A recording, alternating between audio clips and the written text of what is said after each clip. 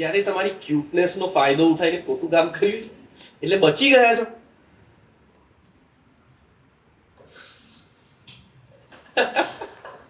એટલે બચી તો ગયા છે પણ હમણાં યાદ નહીં આવી રહ્યું. નહીં કાં તો પછી કહેવાના એમ. કઈ વાળી વસ્તુ ખબર હા ઓફકોર્સ કહો તો પછી. ના એવું કઈ જ નથી, હું મસ્તી કરું ના ના ના એવું થોડી ચાલે યાર. નહીં એટલે આમ કેવું યાર ખોટું બોલીને જ્યારે હું ને ફ્રેયા રિલેશનશિપમાં હતો તો ફિલ્મો જોવા જવી.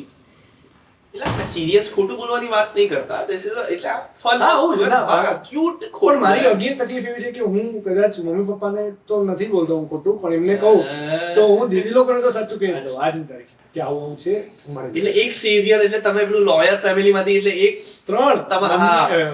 ત્રણેય બહેન અને અમુક અંશે મમ્મી પણ. એમને અપ ટુ ડેટ રાખવાના કે જો કઈ થાય તો સાચું. પ્લીઝ કેસ આપણું બનાવી રાખજો તમે. તમે વકીલ બનીને આવી જજો સાચું એવું કરો. ક્યાં વાત હે. પણ અગેન મારું ગ્રુપ જે રહ્યું ને જે કોર ગ્રુપ છે એટલે એવું કે જે દરેક ફેસ્ટિવલ દરેક વાર તહેવાર મારી ફિલ્મ નહીં તો એમેઝોન પ્રાઇમ પર આવી ગઈ છે, જોઈ શકો છો. પણ હા તો Again, one મેસેજ આવ્યો એટલે મેં કીધું ખાલી. One more brand endorsement. નથી કરતા. ના ના ના કરી દો વાર તહેવાર ઓન એમેઝોન પ્રાઇમ જોવા જજો, મજા આવશે. જોવા જજો ને ઘરે બેઠા જ, આપણને ગુજરાતી એ જ કરે છે ને, ઘરે બેઠા જ જોવે છે તો જો મજા આવશે. તો એક મિનિટ નહીં સારા વેમાં કહું છું યાર.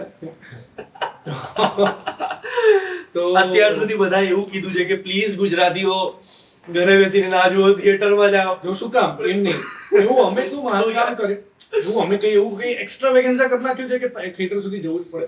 અમે બી લાઈક કરીએ છીએ તમે એવું માનો છો 110% કે આપણે હજુ સુધી એવું કઈ ગ્રેટ કામ નથી કરી દીધું? નહીં, ગ્રેટ કામ કરી જ નથી, એવું નથી કહેતો. કન્સિસ્ટન્ટલી બહુ સારું કામ હજી થઈ શકે છે. તો હું કહી શકું ને કે યાર કૃતિન મને યાર સી હું તું આટલું સરસ બોલું છું ઇન્ટરવ્યુઝમાં, પણ તું મારો જ ઇન્ટરવ્યુ નથી જોતો, બધાને ગમે છે, તને કેમ નથી ગમતું? તો ત્યારે કહી શકું જ્યારે બધાને ગમે.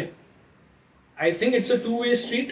ઓફકોર્સ છે જ, એ બહુ મેજર પ્રોબ્લેમ છે કે આ ચાર રસ્તે ઊભા રહીને બી આપણે કોઈ પણ જશે હિન્દીમાં જવાબ આપવાનું પ્રેફર કરીએ છીએ, પણ મને બેરિયર નથી લાગતું. આપણે ગુજરાતીઓ સ્વભાવથી જ એવા છીએ કે બધાને એક વોર્મ ફીલ કરાવી, એટલે મને એનાથી પ્રોબ્લેમ નથી. હા, એ લોકોને ભાષા પ્રત્યેનો ઓછો પ્રેમ છે એ પણ એક પ્રોબ્લેમ છે, પણ એવું તો નથી ને કે એટલી બધી ગ્રેટ ફિલ્મો બનાવી દીધી છે અને છતાંય નથી જતા.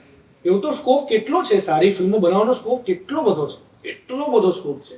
સારા પરફોર્મન્સીસનો સ્કોપ કેટલો છે. મારા એમાં હું પણ આવી ગયો, હું કોઈની વાત નથી કરી રહ્યો, હું અમારી વાત કરી રહ્યો કે એઝ ઇન્ડસ્ટ્રી અમે કેટલું બધું સારું કરી શકીએ.